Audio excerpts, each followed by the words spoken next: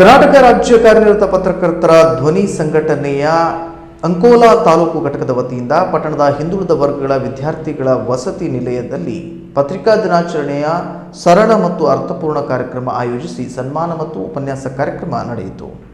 ಗ್ರಾಮ ಪಂಚಾಯಿತಿ ಅಭಿವೃದ್ಧಿ ಅಧಿಕಾರಿಗಳ ಸಂಘದ ಜಿಲ್ಲಾಧ್ಯಕ್ಷ ಮತ್ತು ಇಡಗುಂಜಿ ಪಿಡಿಒ ಗಿರೀಶ್ ನಾಯಕ್ ಅತಿಥಿ ಗಣ್ಯರೊಂದಿಗೆ ದೀಪ ಬೆಳಗಿ ಕಾರ್ಯಕ್ರಮ ಉದ್ಘಾಟಿಸಿದರು.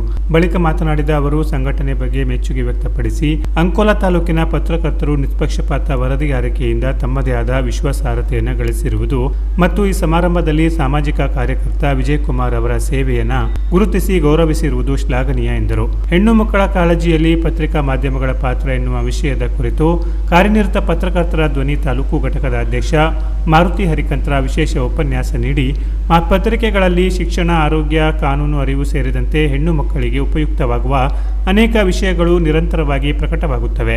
ವಿದ್ಯಾರ್ಥಿಗಳು ಪತ್ರಿಕೆ ಓದುವ ಹವ್ಯಾಸ ಬೆಳೆಸಿಕೊಂಡರೆ ಜ್ಞಾನ ವಿಸ್ತರಣೆಗೆ ಸಹಕಾರಿಯಾಗುತ್ತದೆ. ಹೆಣ್ಣು ಮಕ್ಕಳ ಸಂರಕ್ಷಣೆಗೆ ಸಂವಿಧಾನ ಮತ್ತು ವಿವಿಧ ಕಾನೂನುಗಳಲ್ಲಿ ವಿಶೇಷ ರಕ್ಷಣೆ ಹಾಗೂ ಹಕ್ಕುಗಳನ್ನು ಕಲ್ಪಿಸಲಾಗಿದ್ದು, ಯಾವುದೇ ರೀತಿಯ ದೈಹಿಕ ಅಥವಾ ಮಾನಸಿಕ ಕಿರುಕುಳದ ವಿರುದ್ಧ ಧೈರ್ಯವಾಗಿ ಧ್ವನಿ ಎತ್ತಬೇಕು ಮತ್ತು ನಾವು ಸಹ ಮಹಿಳೆಯರ ಪರವಾಗಿ ಧ್ವನಿ ಎತ್ತುತ್ತೇವೆ. ನಿಮ್ಮ ಯಾವುದೇ ಸಂಕಷ್ಟ ನೋವು ಇದ್ದರೆ ಪತ್ರಕರ್ತರ ಬಳಿಯೂ ಹೇಳಿಕೊಂಡರೆ ಕಾನೂನಾತ್ಮಕವಾಗಿ ನಿಮ್ಮ ಜೊತೆ ಬೆಂಬಲಕ್ಕೆ ನಾವಿದ್ದೇವೆ ಎಂದರು.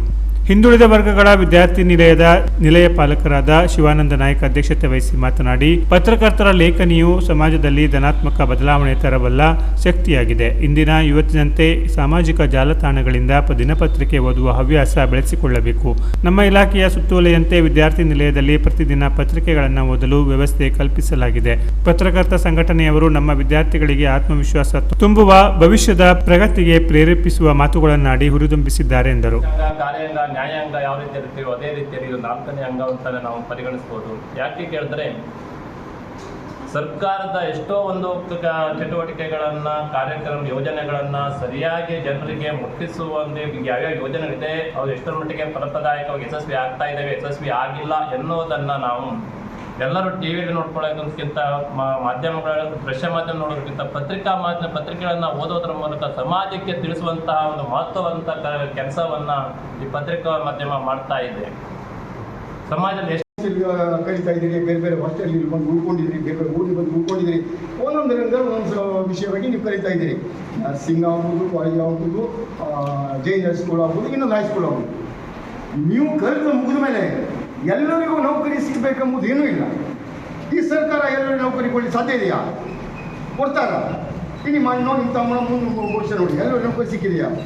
ನೌಕರಿ ಸಿಗಬೇಕೇ ಕಲಿಯೋದಲ್ಲ, ಸಮಾಜದಲ್ಲಿ ಬದುಕಬೇಕು, ಹಾಕು ಹೋಗುಗಳ ಬಗ್ಗೆ ತಿಳ್ಕೊಳ್ಬೇಕು, ಸಮಾಜ ಸೇವೆ ಬರೋಣ. ಸಮಾಜವಾಗಿ ಎಲ್ಲ ರೀತಿ ಸಮಾಜ ಸೇವೆಗಳಿವೆ. ನಾನು ಅಷ್ಟೊಂದು ಸಮಸ್ಯೆ ಯಾರೂ ಮಾಡಲಿಕ್ಕೆ ಆಗದೇ ಇದ್ದ ದೃಷ್ಟಿಯಲ್ಲಿ ನೊಂದವರಿಗಾಗಿ ನಾನು ಸಾಮಾಜಿಕ ಕಾರ್ಯಕರ್ತ ಹಾಗೂ ಇತ್ತೀಚೆಗಷ್ಟೇ ಅಫಜಲ್ಪುರದಲ್ಲಿ ತಮ್ಮ ಸಾಮಾಜಿಕ ಸೇವೆಗಾಗಿ ದಿನಪತ್ರಿಕೆಯೊಂದು ಸಂಘಟಿಸಿದ್ದ ರಾಜ್ಯ ಮಟ್ಟದ ಸವಧರ್ಮ ಭಾವೈಕ್ಯ ಸಮ್ಮೇಳನದಲ್ಲಿ ರಾಷ್ಟ್ರ ಪ್ರಶಸ್ತಿ ಪುರಸ್ಕೃತರಾಗಿರುವ ಕನಸಿಗದ್ದೆಯ ವಿಜಯಕುಮಾರ್ ಯಶವಂತ ನಾಯ್ಕ್ ಅವರನ್ನ ತಾಲೂಕು ಪತ್ರಕರ್ತರ ಧ್ವನಿ ಸಂಘದ ಪರವಾಗಿ ಆತ್ಮೀಯವಾಗಿ ಸನ್ಮಾನಿಸಿ ಗೌರವಿಸಿ ತಾಲೂಕು ಹಾಗೂ ಸುತ್ತಮುತ್ತಲು ವಿಜಯಕುಮಾರ್ ನಾಯ್ಕ್ ಸಲ್ಲಿಸುತ್ತಿರುವ ವಿವಿಧ ಕ್ಷೇತ್ರಗಳ ಸೇವೆ ಹಾಗೂ ಸಾಧನೆಯನ್ನು ತಿಳಿಸಿ ಇವರಿಂದ ಸಮಾಜಕ್ಕೆ ಮತ್ತಷ್ಟು ಸೇವೆ ಸಿಗುವಂತಾಗಲಿ ಎಂದು ಶುಭ ಹಾರೈಸಿದರು. ಪತ್ರಕರ್ತರ ಧ್ವನಿ ಸಂಘಟನೆಯ ಕಾರ್ಯದರ್ಶಿ ಕಿರಣ್ ಗಾಂವ್ಕರ್, ಉದ್ಘಾಟಕರ ಹಾಗೂ ಹಿರಿಯ ಸದಸ್ಯ ಕಳೆದ ರಾಜ್ಯ ಸಮ್ಮೇಳನದಲ್ಲಿ ವಿಶೇಷ ಪುರಸ್ಕಾರಕ್ಕೆ ಒಳಗಾಗಿರುವ ವಿದ್ಯಾಧರ ಮೊರಬ ಸನ್ಮಾನಿತರನ್ನು ಪರಿಚಯಿಸಿದರು.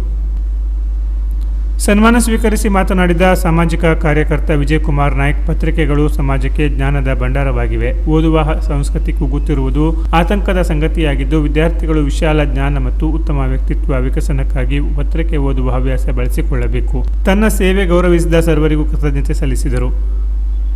ಕಾರ್ಯಕ್ರಮದಲ್ಲಿ ವಸತಿ ನಿಲಯದ ವಿದ್ಯಾರ್ಥಿ ಸಾಗರ್ ಗೌಡ ಪ್ರಾರ್ಥಿಸಿದರು. ವರದಿಗಾರ ಮತ್ತು ಪತ್ರಕರ್ತರ ಧ್ವನಿ ಸಂಘಟನೆಯ ಸದಸ್ಯ ವಿಲಾಸ್ ನಾಯಕ್ ಸ್ವಾಗತಿಸಿದರು. ಪತ್ರಕರ್ತ ನಾಗರಾಜ್ ಶೆಟ್ಟಿ ಪ್ರಾಸ್ತಾವಿಕವಾಗಿ ಮಾತನಾಡಿದರು. ಸಂಘಟನೆಯ ಸದಸ್ಯೆ ಸುಪ್ರಿಯಾ ನಾಯಕ್ ಕಾರ್ಯಕ್ರಮವನ್ನು ಅಚ್ಚುಕಟ್ಟಾಗಿ ನಿರೂಪಿಸಿದರು. ಸಂಘಟನೆಯ ಸದಸ್ಯ ನಾಗರಾಜ್ ರಾಯ್ಕರ್ ವಂದಿಸಿದರು. ವಿದ್ಯಾರ್ಥಿ ನಿಲಯದ ಹಿರಿಕಿರಿಯ ವಿದ್ಯಾರ್ಥಿಗಳು ಇದ್ದರು. Canara plus news, Ankola.